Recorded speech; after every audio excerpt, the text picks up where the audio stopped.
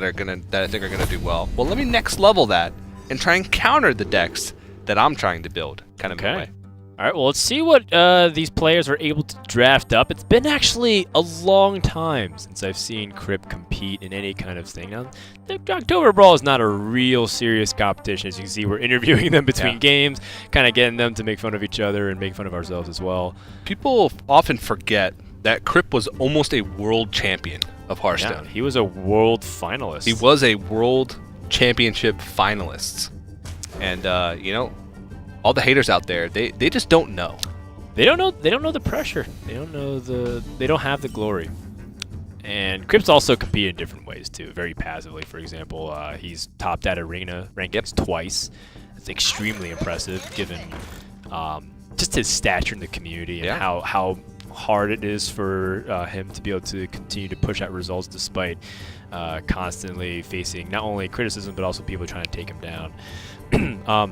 But at the same time, we haven't seen him really compete too often in a constructed format. So this is a really interesting new take on it. And Kripp's going to start things off with a spicy Elven Archer Mortal Coil combination. And I like this because Mage can snowball the board so easily. So if you play Flame Imp, you're playing with fire. I see what you did there. It was very intentional.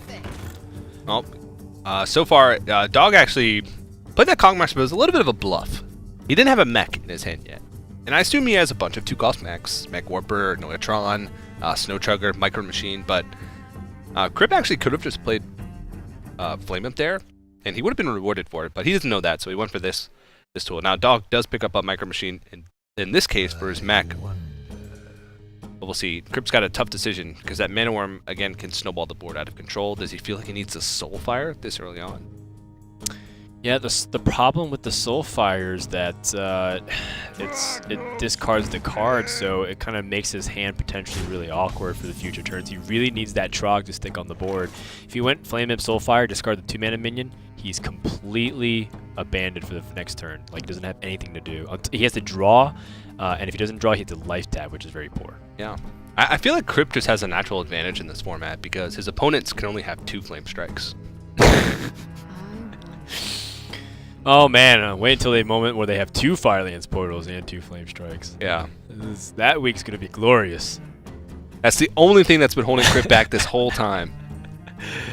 Well,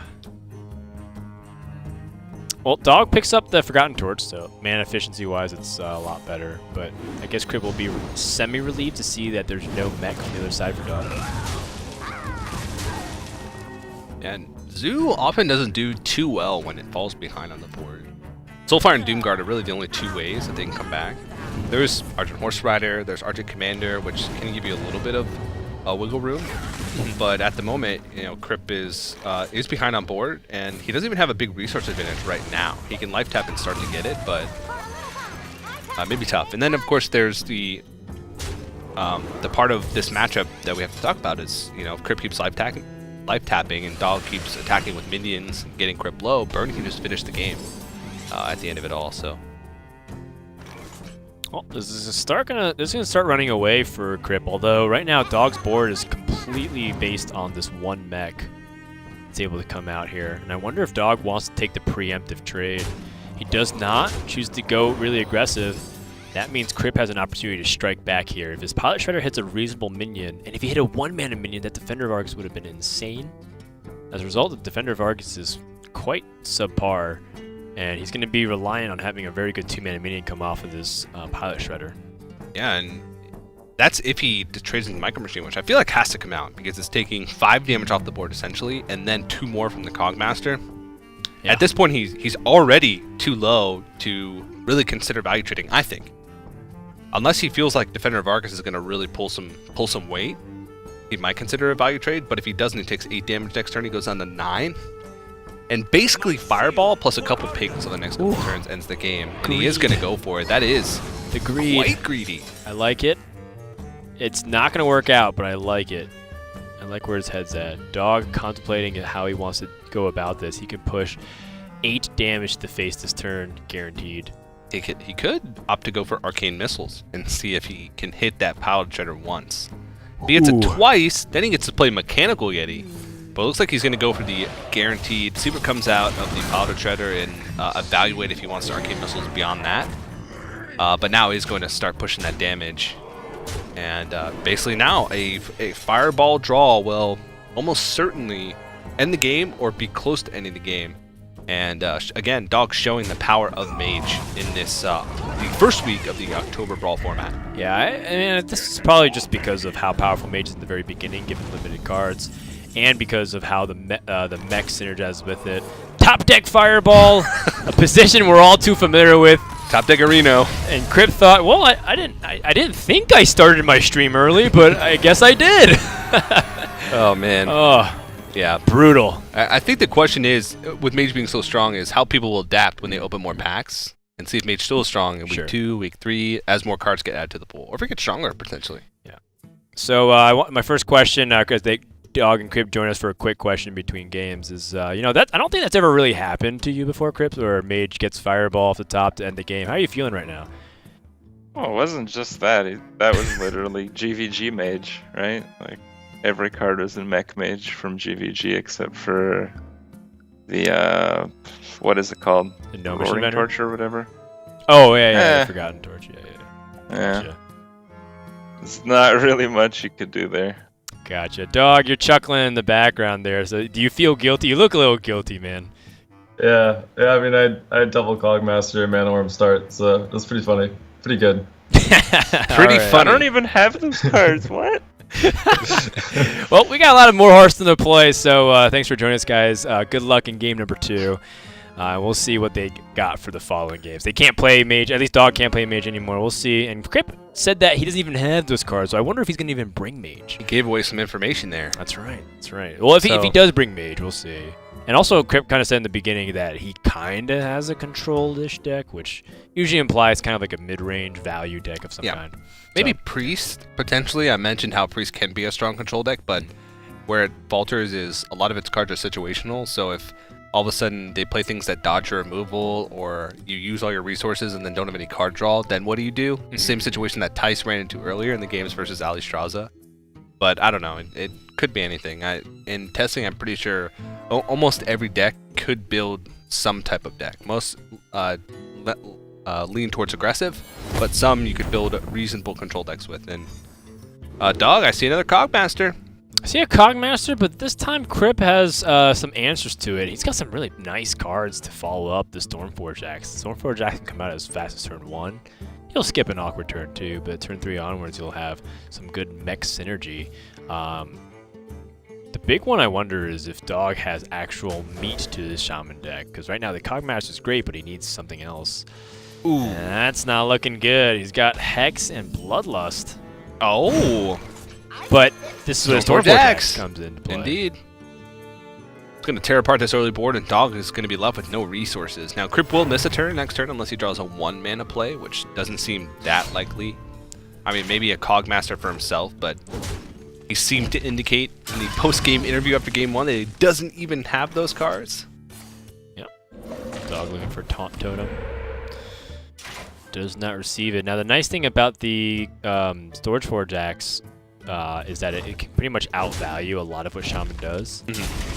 And Dog will be able to play, well, at least prior to this Ogre Brute, would be able to play double threat, kind of shut down Kripp's ability to kill both those minions. However, with Harvest Golem and Dark Iron Dwarf, it also allows a proactive trade. So this is starting to shape up to be quite a much more interesting game than before. But double Bloodlust in the hand for Dog, that's not what he wants to see. Because he's going to need a wide board, and Kripp, of course, he's going to have tools to be able to try and challenge the board. Next turn, he's going into 4 mana, so he can, Direwolf Alpha Stormforge Axe. Again, he can just Dark Iron Dwarf, trade over, and then Stormforge Axe in the Whirling Zap-O-Matic. I mean, he can clear up the board almost entirely here. Ooh, the Arcane Nullifier. That's a card I haven't seen in a while. You slap a Power Mace on that bad boy, 4/7 taunt. Yeah. With no ability to target it with spells or hero powers. It gets pretty strong. It was kind of a weird tech card in some aggro Shaman lists. It was played in Mirroring Shaman some, but some people jammed one copy of it into their aggro Shaman list just because a 4/7 that can attack over and over again that can't be damaged by spells is actually pretty good for an aggressive deck. Also protected some really other important cards like Flame Tongue Totem. Very similar to how like Tar Creeper used to function in some of those other aggressive decks. People putting, I saw Zalay the other day putting Tar Creeper in a Pirate Warrior deck. Which seemed a little They weird know to me. shame. Yeah, but also Tar Creeper, there was some elemental Pirate Warrior decks that were being experimented with a couple months ago in the Angoro meta, and Tar Creeper fit right into there because, you know, taunts and aggressive decks, as you mentioned, you can protect some of those high attack, you know, valuable minions. Like if you turn to Blood Cell Raider on your Fiery War Axe and then protect it with a taunt, or like Whirling Zap-O-Matic or Flame Totem, as you mentioned, and then protect it with a taunt. I remember when they also put Death Lord and Hunter, the 3/8 taunt. Yeah. That was crazy to me as well. Kripp's got some high value trades coming up, and I think this will start turning the tides. If you guys have played Shaman vs. Shaman, you recognize the value of having that early game board. That is not a good draw. Dog's best play is to Hex at this position. And the Frog can attack. Yes, it can. Battle Frog. Battle Toad. Ooh, Lightning Storm's not necessary right now, but that is a nice way to put the nail in the coffin. And Kripp's playing the extreme value game. He's got budget Flame Tongue Totem with the Direwolf Alpha to help get trades across the board. And everything is coming up Millhouse for Kripp right now.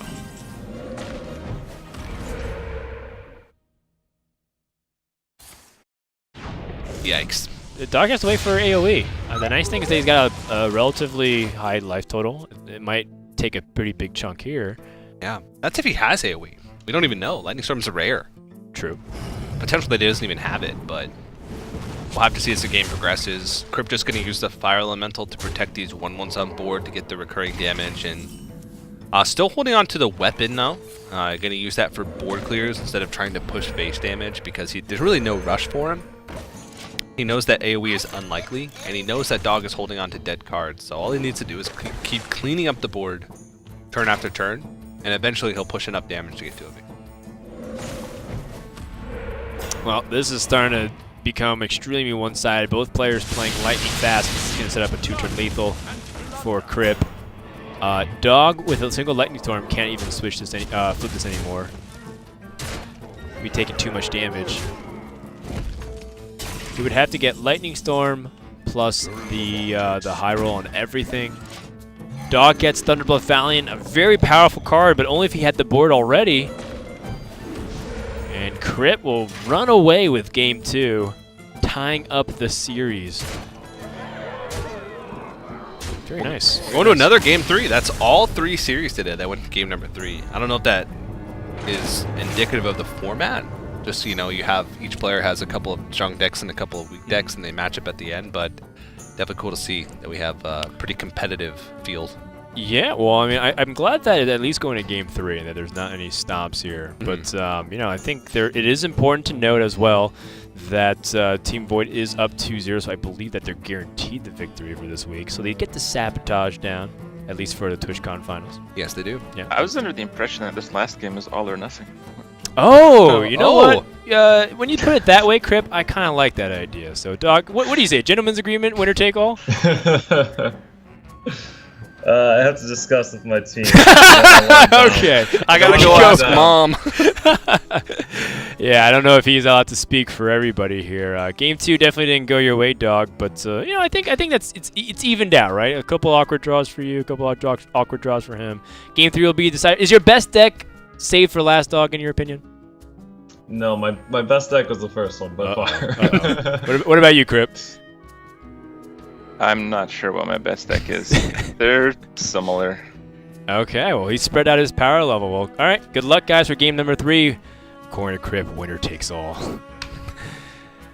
So as we let these guys go and get ready for the third game, I want to remind you guys about a chance, probably the last time I'll remind you guys for today, considering this is the last game no matter what, is to make sure to pick up your card backs exclusively through the Twitch Prime promotion, which is available to over 200 countries around the world. Link.twitch.tv/Oktoberbrawl. You'll get landed to a page where it shows you how to connect your Blizzard account. You'll also get some information about upcoming special packs that'll be released in the coming months. Yeah, it's not just the card back that you'll get. We're giving away more rewards in the coming weeks as the Oktoberbrawl gets underway. So make sure you guys get your Twitch Prime, get your card backs as well, because it's going to be some pretty cool promotions. And we have 3 more weeks of the regular, I guess we can call it a regular season of Oktoberbrawl, followed by finals, which will happen at TwitchCon. So it's a league at this point. It's a league, sure, yeah. 6-man league or 6-man league where they're going to duke it out over 4 weeks, and then they'll all go to the finals anyway. What is this, the NBA? Oh, man. Well, that's a sports ball joke again. Indeed. I'm 2 for 2 today. Nice field goal, Dan. Thanks. A real hat trick. So we have what looks like to be Warrior coming out from Dog, up against Mage from Kripp. Mage? Kripp? Kripp has turned to the dark side indeed. Oh, no. He promised us he would never pick Mage. Whoa, is that Pirates? Oh, no, it's a ship's cannon. Aggressive Hunter. Okay, so Aggressive Hunter, or sorry, a Warrior, my bad. Aggressive Warrior is actually really good because a lot of times these decks don't play very many defensive tools. Like Annoyotron is the best one, and Warrior still has Fire Warx as a basic card. They still have Arcanite Reaper. That's right. Cork Elite is still available. I think that's a classic card instead of a basic card. It might be even basic. Heroic Strike. Heroic Strike. There's just a ton of just straight up damage, and sometimes you can get them. I like it. I like it. Back when Hearthstone was still in beta and the first Legend rankings were announced, Reynad did a free-to-play Legend run with only aggressive Warrior. And at the time, people kind of mocked it because no one played Warrior aggressively. They only played it defensively. And he made it. So that was a really fun trip down memory lane. He got Shadow Word Pain from Spellslinger to kill the Spellslinger. He got Devour Mind. That's a new card from the Knights of the Frozen Throne. Kripp basically played a 3/4 that gives him a random spell and then dies the next turn. Yeah, for 1 mana tempo gain. Yeah, that's it. Don't know if Kripp knows this, but Snowchugger is actually an extremely valuable card against Dog's deck. Yeah. He actually has a tough time removing it. He's got to freeze his face, which means he doesn't have access to Arcanite Reaper next turn. At least a swing. He can still equip it. I like it because even though this is off curve, this is a very clever move from Dog. He's investing into the damage of the Micro Machine. Because if Kripp develops onto this next turn with this Micro Machine, he can swing twice. And so he makes up that damage he lost with the Heroic Strike. Yeah. Water Elemental could be a big card. That could lock out Arcanite Reaper the remainder of the game. Dog can trade over it here with the Micro Machine attack plus Argent Horse Rider, but then there's no development beyond that. He could develop Fire Warx, but then he has to either get rid of that to equip the Arcanite Reaper next turn, or just play a Scarlet Crusader, which may not be the strongest. So he's just going to invest into his minions now and try and get those rolling. Maybe be able to trade into it next turn. But the big thing here is pushing 5 damage again with the Micro Machine and forcing the trade. If Kripp doesn't have removal, he'll have to trade the Water Elemental into the Micro Machine. He doesn't have removal. He has a Spellslinger, though. Maybe he could Spellslinger to try to see if he can get Spell first. If it doesn't work out way, he can trade. Duplicate. That's not gonna. He doesn't need card draw. He needs to stabilize onto the board. He's gonna leave the Micro Machine up. He's greedy. It's gonna take 7. I like it. I like it a lot. I know this might seem dumb considering how much we can see the Dog's hand, but I like the greed that Kripp's showing here because I think he cares more about the board, and Dog is clearly not, though. I mean, it's not working out for Kripp. Dog's gonna kill him. Yeah, he could set up a 2-turn lethal here. Go for Arcanite Reaper and South Sea Deckhand, and this turn he would push 14, and then Leroy comes down next turn and wins the game. Now that would mean that a taunt would basically set him really far behind because he wouldn't be developing anything else. But he can give himself a chance to win the game next turn unless healing or a taunt comes out. He can actually do... Okay, well, he's going to remove. I was thinking he could do the same thing with Argent Horse Rider, Fire Warx, and South Sea Deckhand if he pushes all to face. Does this still set up lethal? Leroy plus South Sea Deckhand. The Noble Sacrifice. The Nobles is the one secret that stops Kripp from being able to eliminate this Micro Machine, which is getting way out of control. These Spellslinger cards have been rewarding Dog a lot more than they've been rewarding Kripp, and that is 1 damage off, I believe. He has 8 plus the 2 on board from Argent Horse Rider. Yeah, I'm imagining that Kripp is probably going to take Spellslinger out of his deck for next week. Yeah. This is 8 damage, like you said. You can push it to try and end the game. 3-mana 3/4s are actually really good in a format where you don't have access to the most powerful cards. It's true. It's just good stats. You know, the effect is just kind of a bonus, but it can sometimes hurt you, like it has hurt Kripp this game, because Devour Mind and Duplicate are doing nothing. There's dead cards in his hand, whereas Shadow of Pain and Noble Sacrifice were incredible cards for Dog that protected his minions and also gave him an answer to the first Spellslinger. So unless Kripp picks up something incredibly impactful here with Arcane Intellect, this game is over. And Team Void will have swept. Well, he's got Frostbolt and the Fire Blast, but a little bit too much greed has cost Kripp too much life. And he sees Leroy Jenkins, which of course is like, how does he have Leroy Jenkins in his deck? And Dog is going to clean it up with an aggressive warrior deck. Team Void sweeps round 1, 3-0. Wow. That is incredibly impressive. All 2-1s, mind you. They all went to game number 3. That's There right. was no sweeps in individual matches, but every member of Team Void